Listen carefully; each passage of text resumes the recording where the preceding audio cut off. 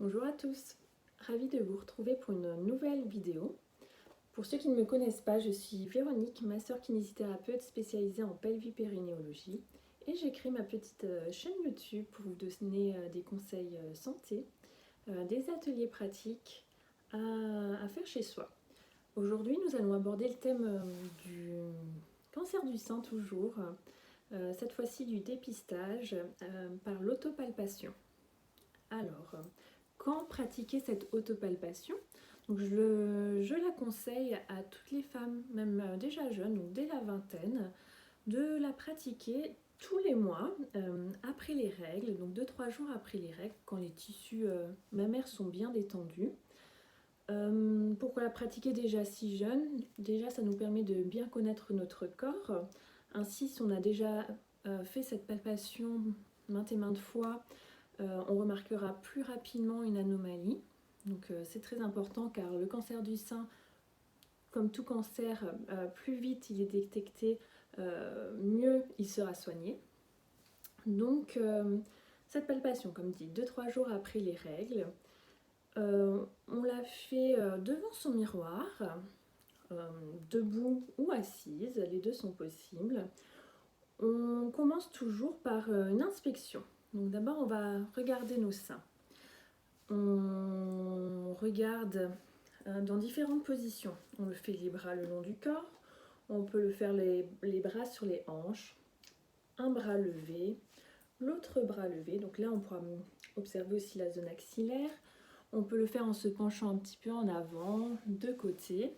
On peut regarder notamment en étant allongé avec un miroir en face. C'est ça. Donc qu'est-ce qu'on regarde? On regarde s'il y a un changement. Parce qu'une asymétrie entre un sein gauche et un sein droit, il y en a souvent. Donc si c'est habituel, il ne faut pas s'inquiéter. C'est juste que toutes les femmes n'ont pas les seins symétriques. Après, donc ce qu'on regarde, c'est un changement. Donc y a-t-il des rougeurs inhabituelles? Est-ce qu'on voit un écoulement qui sort du mamelon? Ça, on peut le constater aussi dans son soutien-gorge, si on a des écoulements. On regarde si justement il y a un méplat, parce que parfois donc une zone un petit peu plate, des rides inhabituelles ou justement une grosseur. On regarde la peau, s'il y a des rougeurs, un effet de peau d'orange qui n'était pas là avant, si la peau desquame, toute anomalie, toute chose inhabituelle. Donc c'est pour ça que c'est important de le pratiquer régulièrement cet examen pour vraiment se faire une idée de comment est son sein en temps normal et détecter rapidement une anomalie. Donc après avoir fait cette inspection dans différentes positions, on va passer à la palpation. Pour palper le sein gauche, on va utiliser sa main droite. Pour palper le sein droit, on va utiliser sa main gauche. On va diviser son sein en 4 cadrans. Et on va veiller à inspecter vraiment chaque zone, chaque cadran. On veillera aussi à inspecter la zone entre le sein et l'aisselle, ainsi que les ganglions sous les aisselles.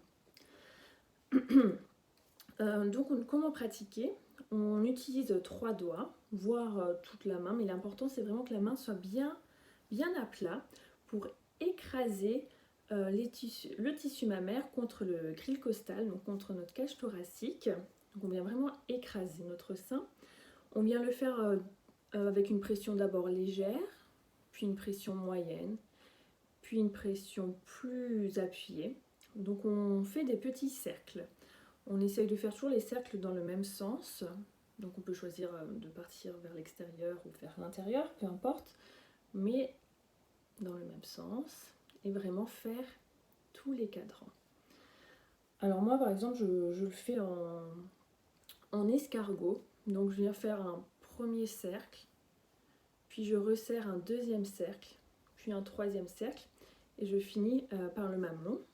Donc on vient faire les cercles avec différentes pressions. Ok, donc on fait vraiment en escargot, puis on peut remonter vers l'aisselle. Là aussi, on applique des pressions circulaires. Donc on peut faire d'abord une pression légère, plus appuyé et puis vraiment appuyé. Pour faire le creux de l'aisselle, il faut avoir le bras soit à 90 degrés, soit vraiment levé pour vraiment sentir les ganglions. Donc c'est normal d'avoir des ganglions sous les aisselles, tout comme vous allez sentir vos glandes mammaires en palpant, ça n'a rien d'anormal. Mais essayez de voir, par exemple, d'un mois à l'autre, s'il y a une grosseur qui s'est créée et s'il y a une différence avec l'autre sein. Donc veillez bien à inspecter tout votre sein.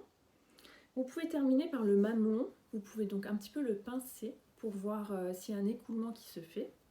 Donc vous faites votre sein droit, puis votre sein gauche ou inversement.